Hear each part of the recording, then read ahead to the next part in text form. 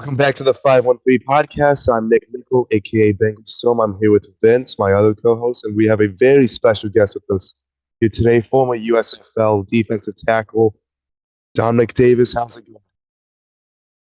going? Appreciate y'all for having me on, man. Thank you a lot. Of course, That absolutely, is man. all right. Yeah, great having you, former Jets D tackle, University of North Carolina.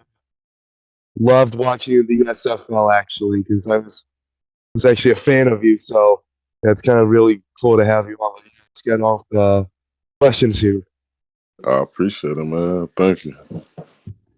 You got signed by the Jets as an undrafted free agent. You go to the USFL, then come to Cincinnati. Can you give us like your whole story as your journey in the NFL and how it's been going, just mainly constantly playing from USFL to Cincinnati, and how do you how do you think of maintaining a roster spot at this point? It's really you know, it's a really tough. You got to be built for it. So you got to have that mentality of really wanting something because I've been through almost every trial and tribulation. So getting drafted from we're going undrafted from my small school and UNCP. It was kind of rough because I was dealing with injuries my senior year. I still dominated. I still had a good year. So I had got like a lot of buzz. I had all 32 teams come see me down there. That was the first time that had ever happened. But my senior year, I was dealing with a torn labrum, and then I ended up messing up a bone in my foot like the first or second game. It was called Liz Frank. At that point, I didn't know. If you look it up and stuff like that, Liz Frank is kind of hard to diagnose. So well, I was steady trying to diagnose it. I probably missed like one game my whole senior career. And I was steady trying to figure it out. Like, I can't walk, but it wasn't swelling up or anything like that. It was weird, but I could barely put any pressure. So my senior year, I put like a carbon fiber plate and just kept rolling. I put a strap over my shoulder and kept playing with it, because I wanted it that bad. I knew this would probably be the only shot. I didn't want to sit out another a year. So I was just like, I'm gonna just get to it. So, end up, I was projected to go late, a couple rounds, like 6, 7. But I never, I was a prospect for the Reese Senior Bowl, but I never could go because I knew I had to have shoulder surgery right after.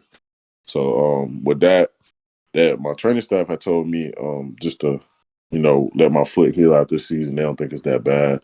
But I knew deep down was something going on. So fast forward when I got, signed to the Jets, you know, I still had the shoulder problem. Not shoulder, the foot problem. So when I had what's it called, a physical, when I had the physical or whatever, I ended up failing it. So when I failed it, kind of already knew what it was. Told my agent, I just want to get this right so I can be 100% and be ready. So I went home basically the rest of that year, had surgery as soon as I got home, probably a couple days after I got home. And yeah, I had to get myself together for this long road ahead mentally. A lot of people, thought it was over for me, but I already knew what I really wanted to do, and I had my mind stuck on it, healed up, and get ready to go back and play because I see myself not doing anything else. So basically, to the rest of that year to heal up, learn how to run, walk all over again, and healed up from it that following year. My agent told me, teams are saying they like me, but they need more film. They seen I was in shape. So I got an invite to the USFL. I believed in it. It's a good thing. And went out there, and I got coached up by some great coaches. Coach Ty Warren, without him, when I was in college, I was just some raw talent. So with him, he seen a lot in me and coached me up. 12-year NFL player, Super Bowl winner. So I got some of the best coaching I could ever get. He prepared me for this moment. So did real good in the USFL. I had got some. I got a lot of looks. Teams calling my agent and stuff like that. So it came down to the wire between the Steelers and the Bengals. Steelers didn't sign me right after the workout because they needed somebody with more experience, and I already had the Bengals workout plan, and they been had planned right after I finished playing with the USFL. So after that, I went there, probably did like a 10-minute workout, and they signed me right after, and I was back to it. I barely had a break. Um, I was barely home for like a couple weeks. I had no time to really settle. I had to work out right after that season and get prepared for another one. So just doing that and maintaining, and the US I playing the USFL helped out. I was in better shape than a lot of other people, so it was good. So I had to learn a whole new system, learn a whole different technique, and with me being who I am, I try hard in everything I do. I got the talent, and I also got the work ethic to go along with it. So I feel like that's what's been keeping me around. There's got a lot of teams that sort of team that I got some value that I really want to be here. So it's been working out for its best for me. So it's been pretty good, man. The coaches love me, got a lot of respect for me. So it's been good. It's been going good. That's great, man, to hear. Your journey is definitely inspiring one. Showed how you worked really hard for everything. Working through the USFL though, after not signing with a team though, the year before that, just what was your mind process going into the USFL, and just how does it feel like different from the NFL from your experience so far? The USFL tried their best to emulate the NFL. Well, at least our team did, because we had a lot of NFL coaches. So I felt like that helped out a lot. So with that being done, it wasn't hard to translate to the NFL. So a lot of the guys from the USFL played in the NFL. So it wasn't that much of a downfall from like the technique, the play, or whoever I'm going against. It's kind of in a way it's similar, except for when you go against those above average players, some somewhat elite that got that them years under their belt. So it definitely helped me out, man. Like definitely competition definitely wasn't that far off from the NFL. I can say that. I mean, the USFL really love that league. Honestly, your team with you and to Grace Scales, another Bengal player for all that doesn't know. But yeah, the next question I have involving the USFL technically is how has it been like your body mentally and physically going straight from playing football from when did the USFL start like March, April around there, and then Yeah. the second it's over you get to the NFL and have been playing ever since. How's that been for you? It's to the regular person, man, I think it'd be very hard. Some people wouldn't even, make it this far. Some people would have said forget about it, especially, a season is a season no matter where it's at in football. It's very tough on your body, so me dealing with it, it's just something that I wanted, man. I can't stop. It's like on to the next obstacle. So that's that's just how my mind works, man. All right, what's next? I conquer this. What's next? I conquer this. So that's just how I move. So in my mind, I had no point but to adjust. I have to adjust to get where I want to be. I want to have my name, in this league.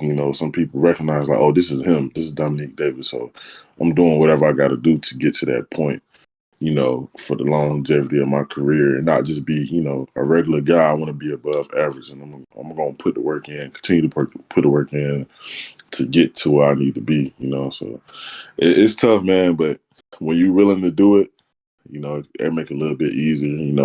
As far as my body, I take control of that. I know I got to rest and I got to maintain. So I take fully control of that, like going in the facility, doing the little extra things, staying a little extra, doing what I got to do, not necessarily to survive, but, just to maintain it so I can be at that peak level, I've been at all year. So I got to put that extra work in. What would you say, like, from your first impressions of Cincinnati so far, and just how do you view this place and, like, the team so far, and, like, what do you how do you feel about it? Oh man, the place, man, it reminds me a little bit of back home, like Charlotte, North Carolina. You know, as far as with football, I really haven't gotten out as much as I should have. So like once I'm done with practices, I go home, I get rest because I be tired a lot. So, but as far as the team, the organization, man, they make it known what it is when you first get there. This is a family oriented organization, and it's true. Like it feels like a family. I don't think any other locker room has what we have. Like coming in and nobody's above anybody, regardless of this guy being who he is, coming from where he's from, or how much he make. It's none of that. I've never been around any of that since I've been here. Like and it's surprising because it's like you know dang, I would think these guys would act like this, just from what you would think.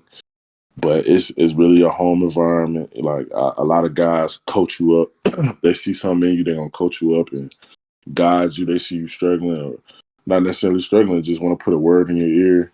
Like it's really a family environment. Like these guys are really like brothers. Like it's a very good place to be. I'm glad I came here.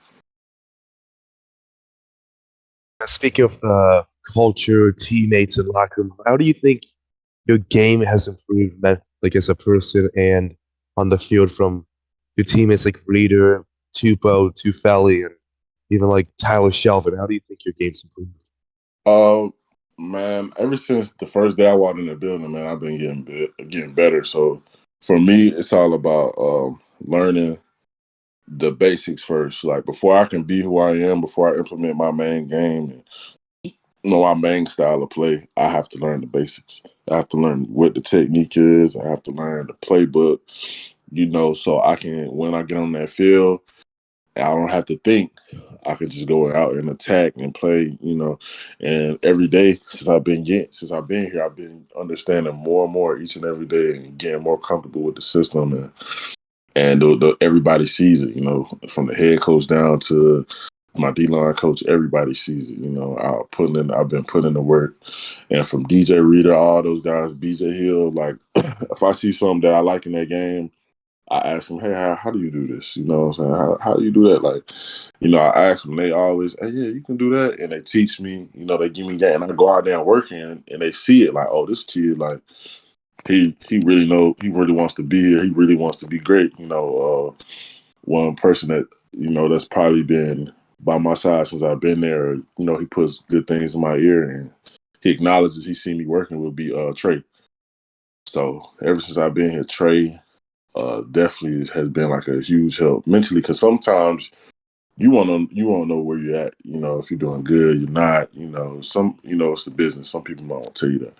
But when players like that of that caliber come up and be like, hey, you look great. You're looking good, man. Like when they start asking questions about you personally, like want to get to know you more, that's when you're on the right track. So that's been happening a lot lately. A lot of players, especially like Von Bill, also DJ Reader, Josh. I talk to these guys like they're like brothers. Like they want to see me do good. They want to see me shine. They want to see me develop into that player that I'm chasing to be. So it's great, man. It's great being by them. Building off that, would you say that's what makes the defensive group so strong is just the chemistry between them and just and building each other up? And Yeah, have you really fed off that energy as a result? definitely, man. Definitely, that's definitely what it is. The chemistry is there. That's what it's all about. Number one thing, like me coming in is gaining the trust. That's what the Bengals work off of trust. Can we trust this player if we put him out of that from first string all the way down to the bottom? You should be able to. They want to trust everybody because it's football. Anything can happen. So that's definitely the main thing. That's one of the things that keep the Bengals, going and stuff like that. That's one of the main ingredients I can say because that's exactly what it is. Everybody's well connected. Like I know everybody by their name, nickname. So it's definitely a good thing for the success. One of the things for the success of the defense. I also want to build off that too and ask, just so far with DJ Reader, Tufeli, that whole position group, just what's the most valuable piece of information have you learned from playing that position so far from them? Oh man, it's been um it's so much, man, because even during the games they guide me, they guide me and make sure, hey, do this, do that. Make sure I'm on point with everything. It will be, don't be afraid to make mistakes. That's what it will be. Because I'm a perfectionist. I like to do everything the right way, and then I like to do things like that. So, being in the NFL, like, that's not gonna happen. You're not gonna always be right. You might miss a block. You might get the wrong read, and I always try to pride myself on being in the right spot at the right time all the time. But that's not gonna happen. But they told me, like, man, you're at the elitist level of it all, so it's going to happen. You know what I'm saying? So that would probably be the biggest thing that they have gave me, biggest piece of advice. I mean, like what you said with that, and the last question I have for you, uh, what has been the oh, oh yeah, okay, I just lost and I just got back. What Man. uh, you made your first two NFL games this year. You've got a sack in the preseason. How have you think you have been going off this season? How do you think you can improve yourself, and what goals do you have for the remaining games? Really just staying focused and trying to get better at my job, man. That's really what it is. Doing what I can do for the team, whatever I can do for the team. I'm just coming in. I ain't trying to be this superstar. Like, yeah, I made a couple good plays and stuff like that, but I know I'm not where I want to be. I just as dominant that I was in the USFL, I want to be the dominant person in the NFL, and I know what it takes. You got to work hard. You got to study your opponent. Those are the things I want to do, man. Like, those are the things I'm going to do. I'm going to put in the work. I'm going to put in the effort to achieve those things, man. That's what I can say. How many off days do you usually have when you train and stuff, or do you like to just keep it to a minimum because you work so hard to get to where you want to be? Um, Probably have like one off day, but they're real good in taking care of our bodies. I can say that. The Bengals really care for their players. So you definitely probably, yeah, we have like one off day, and then the rest, it's either a mental day or some of them real tough work days. So it's definitely a balance, but at some point you gotta make sure you're putting that work in yourself. Like, coming in early, that's on you. Getting that extra film with the coach, that's on you. So those are things that I do. I come in early. I get my weight. I do my weight room stuff. What I'm supposed to do. I go in the film early. I talk to coach and ask him what the game plan is. I've been doing that since I've been here. So I try to be very consistent. I would say that's the key in the NFL. The getting where you want to be, and I've been taught that early on, is consistency. So I try to maintain with that. And also building off on your position as well. What do you think is like the most difficult part of playing defensive tackle and just being like a presence in the middle of that defensive line? It ain't no single thing that's hard. At the end of the day, when you in the trenches, man, everything's gonna be hard. You going against guys 6'8", 380, 340. I'm 6'2" and a half. I'm 330. My arms ain't super long, so I'm going against monsters all the time. Like, so it's really just it's everything, man. You gotta be on point with everything. That's why the game's so serious. Because if you go in and not knowing what you're doing, you're gonna look, you can look pretty bad. So I make sure I'm always ready, especially at this level. This guy's always out there to get you. So you got to make sure you're prepared for everything. I can't say like one single thing is bad. I'm not even gonna lie. So would you say basically an accumulation of everything just makes it what it is and so difficult to play? Yes. Yeah. Absolutely, I love your insight on that. Um, Going back to Carolina as well, you said you suffered some injuries with the foot. Obviously, you had to play through and stuff. Would you say that's 100% healed, or do you think you still have, some problems with it here and there from not getting surgery right away, or do you think just everything is perfectly fine with how it is right now? Nah, man, it's 100% fine. I haven't had no problems with it. I mean, well, you're gonna have aches and stuff regardless, but everything's 100% fine, man. I feel good. I feel great. And lastly, all I have to ask as well and stuff, just who you building the best friendship with right now out of all the players? Kind of hard to say, man, because man, recently, you know what I'm saying, it's just been a lot of people that, that see how hard you work and seeing your accomplishments, and I'm a humble dude, I don't gloat, I don't do any of that stuff. Um, it's hard because a lot of the vets and stuff been coming to me and talking to me and just telling me like, man, you proud of you. So it's like I've been developing a lot of friendships lately. But if I could choose one, it would definitely be Zach Carter. Definitely Zach Carter. Definitely Zachary, man. It's like a brother for real. Like I understand where he's from, and we relate a lot. Outside of football. So it would definitely be Zach, man. Definitely Zach. Well, I appreciate you again. I believe that's all our questions, right, Nick? That's all I got. Yeah, again, thank you so much, Dominique. We really appreciate it. We love hearing your insight on the game and stuff. You're a hard worker and you put all the effort in to make it as far as possible. And I really do hope we get to see you on the field a lot more, and see that hard work get put into fruition, man. So I appreciate you guys, man. Thank y'all for having me on. Yeah, you're definitely gonna see more of me, man. Definitely. I don't doubt that at all, man. Appreciate y'all once again. Absolutely. All right, man. You have a wonderful day. Thank you so much. So y'all too.